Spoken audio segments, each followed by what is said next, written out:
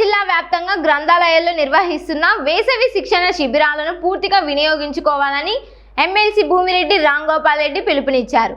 గ్రంథాలయాలు భారతీయ సంస్కృతి సాంప్రదాయాలకు వారసత్వ వారధులని పేర్కొన్నారు. పోటీ పరీక్షలకు అవసరమైన పుస్తకాలను లైబ్రరీలకు అందజేసినట్లు తెలిపారు.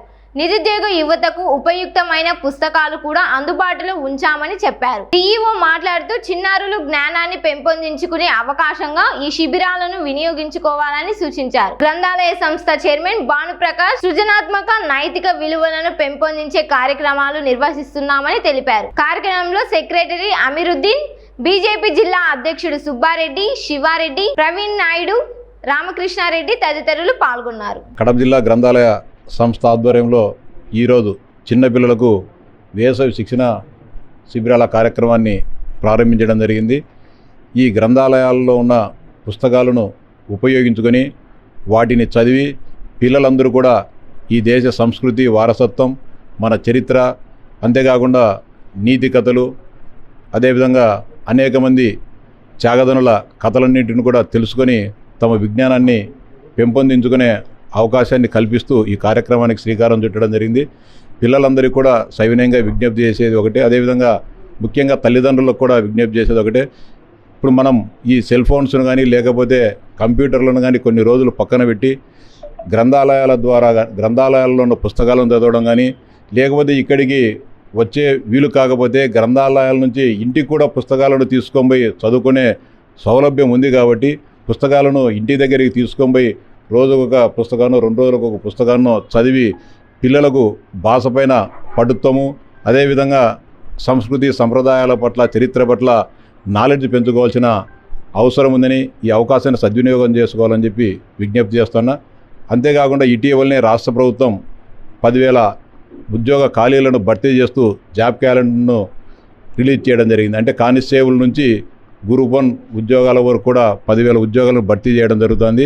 మన జిల్లాలోనే వేలాది మంది నిరుద్యోగ యువతీ యువకులు ఈ కాంపిటీషన్ ఎగ్జామ్స్ రాయడం జరుగుతుంది. ఈ నిరుద్యోగ అభ్యర్థులందరూ కూడా అన్ని పుస్తకాలను చదవాలంటే, కొని చదువుకోవాలంటే వేలాది రూపాయలు ఖర్చు అవుతుంది.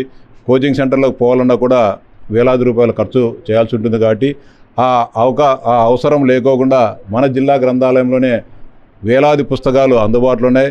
అంతేకాకుండా కాంపిటీషన్ ఎగ్జామ్స్కి సంబంధించిన అనేక రకాలైన పుస్తకాలన్నిటిని కూడా వారందరికీ అందుబాటులో ఉండే విధంగా ఈ రోజు నుంచి పెట్టడం జరిగింది. ఇదే విధంగా రాయలసీమ ప్రాంతంలో అన్ని పెద్ద పెద్ద గ్రంథాలయాల్లో కూడా, అదేవిధంగా శాఖా గ్రంథాలయాల్లో కూడా కాంపిటీషన్ ఎగ్జామ్స్కి సంబంధించిన పుస్తకాలను ఆయా గ్రంథాలకు అవసరమైనంత మేరకు అందుబాటులో ఉంచే విధంగా అన్ని చర్యలు తీసుకుంటున్నాం. ఈ అవకాశాన్ని సద్వినియోగం చేసుకొని ముఖ్యంగా కడప జిల్లా నుంచి పెద్ద ఎత్తున ఈ జరుగుతున్న ఉపాధ్యాయులు లేకుంటే గ్రూప్ 1 కానీ, గ్రూప్ 2 కానీ, కానిస్టేబుల్స్ కానీ వారి అర్హతను బట్టి ఆ ఉద్యోగాలను సాధించాలని చెప్పి మనస్ఫూర్తిగా ఆకాంక్షిస్తాను. ఈరోజు రాష్ట్ర వ్యాప్తంగా విద్యార్థులకు రాష్ట్ర గ్రంథాలయ సంస్థ నిర్ణయం మేరకు, సూచనల మేరకు రాష్ట్రంలోని అన్ని గ్రంథాలయాల్లో చిన్నారులకు వేసవి శిక్షణా శిబిరాలు ఏర్పాటు చేయడం జరిగింది. ఈ శిక్షణా శిబిరం యొక్క ముఖ్య ఉద్దేశం చిన్నారులు కేవలం విద్యకు మాత్రమే పరిమితం కాకుండా గ్రంథాలయాల్లో ఉన్నటువంటి నిగూఢమైనటువంటి ఆ జ్ఞానాలను సంబంధించినటువంటి విషయంలో వాళ్ళు చొరవ తీసుకొని చదువుకోవాలని చెప్పేసి, అలాగే ఈ వేసవిలో చిన్నారులకు కావాల్సినటువంటి కాసింత మానసిక ఉల్లాసాన్ని పెంపొందించేటువంటి డ్రాయింగ్ కావచ్చు, అలాగే వీటికి సంబంధించి అంటే ఈ స్కిల్స్ ఏవైతే వివిధ రకాల నైపుణ్యాలు అవసరమో, భాషా నైపుణ్యాలు అవసరమో వాటితో పాటు చిన్నారుల్లో కొన్ని కృత్యాలు చేయటం ద్వారా సృజనాత్మకత పెంపొందించేటటువంటి కొన్ని క్రాఫ్ట్ సంబంధించినటువంటి వాటిని నేర్పించడంతో పాటు, అలాగే చిన్నారుల్లో ఉన్నటువంటి నిగూఢమైన నాలెడ్జ్ ఏదైతే ఉందో దాన్ని బయటికి వెలుగు తీసేటటువంటి కొన్ని ప్రత్యేకమైన కార్యక్రమాలతో పాటు వారి యొక్క పర్సనాలిటీ డెవలప్మెంట్ సంబంధించినటువంటి కార్యక్రమాలు కూడా ఏర్పాటు చేస్తున్నాము.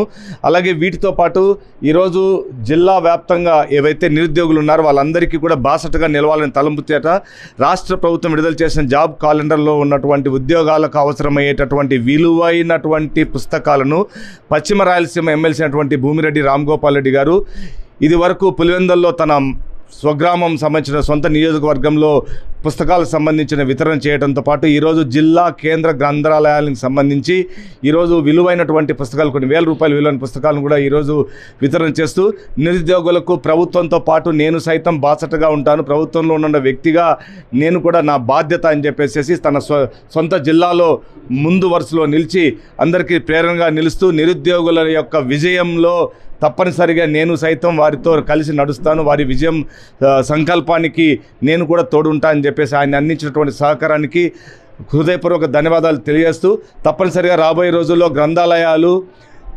టెక్నాలజీని డామినేట్ చేసే విధంగా దాని యొక్క గొప్పతనాన్ని చాటే విధంగా గౌరవ లోకేష్ గారు అయినటువంటి మన విద్యాశాఖ మంత్రుల యొక్క ఆలోచన మేరకు గ్రంథాలయాలను క్షేత్రస్థాయిలో అందరికీ కూడా ఆ యొక్క గొప్పతనం చాటే ప్రక్రియను ముందుకు తీసుకెళ్తామని తెలియజేస్తున్నాను. Thank you.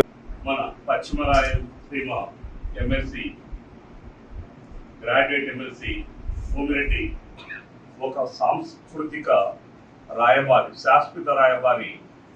శ్రీ వివేకానంద ఏమంటారంటే ప్రతి మానవుని కూడా పవిత్రాత్మ అంటారు, దివ్యాత్మ అంటారు. అంటే ప్రతి వ్యక్తి కూడా అంత గొప్పవాడు అన్నప్పటికీ నేను చాలా సింపుల్గా కొన్ని విషయాలు మాత్రమే నేను మాట్లాడతాను. నాకంటే ఎక్కువగా మాట్లాడవలసినటువంటి వాళ్ళు ఉన్నారు. ఒక నిమిషము 2 నిమిషాల కంటే ఎక్కువ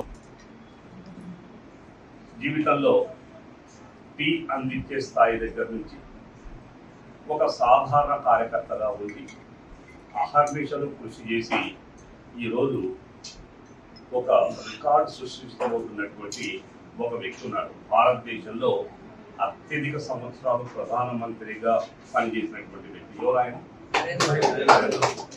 మరి ఆయన మనకు స్ఫూర్తి కాదు. అంటే పిల్లలు ఎక్కడో ఫారిన్లో ఉన్నటువంటి వాళ్ళ గురించి, ఎక్కడో ధీరుభాయ్ అంబానీ గురించి మాట్లాడతారు, కానీ అతి సామాన్యమైన వ్యక్తి, టీ అందించినటువంటి వ్యక్తి దేశానికి ప్రధానమంత్రి అయ్యేటువంటి స్థాయి వచ్చినాడంటే ఆయన మనకు స్ఫూర్తి కాదా? మరి ఆయన సంకల్పాన్ని పిల్లలు, ఈరోజు ఉన్నటువంటి పిల్లలు ఏమేమో చదువుతున్నారు, కానీ అటువంటి వాళ్ళ జీవిత చరిత్రను చదివి ఒక సంకల్పాన్ని మనసులో పెట్టుకుంటే ఇటువంటి విరామ సమయాన్ని సద్వినియోగం చేసుకొని జీవితంలో ఉన్నత స్థాయికి పోయేటువంటి అవకాశం లేదు. మామూలుగా ఏదైతే జ్ఞాన సముపార్జనకు నిలయాలైనటువంటి ఏదైనా ఒక ప్లేస్ ఉందంటే మన పూర్వీకులను చూస్తానంటే గ్రంథాలయాలు. ఇటువంటి గ్రంథాలయాలలో పుస్తక వితరణ చేసి 10 మంది విద్యార్థులకు వాళ్ళు ఉద్యోగాలు సంపాదించుకోవడం కానీ జ్ఞానం సంపాదించుకునేదానికి ఇక్కడ తోడ్పడుతున్నటువంటి పెద్ద మనసు గలటువంటి వ్యక్తులకు అందరికీ నమస్కారాలు తెలియజేసుకుంటూ ఇటువంటి వ్యక్తులను ఇంకా కొంతమందిని ప్రోగు చేసి పుస్తకాలు ఇంకా కొంచెం గ్రంథాలయాలలో ప్రతి చోట ఏర్పాటయ్యే విధంగా కొంచెం కృషి చేయాలని గ్రంథాలయ చైర్మన్ గారిని కోరుకుంటూ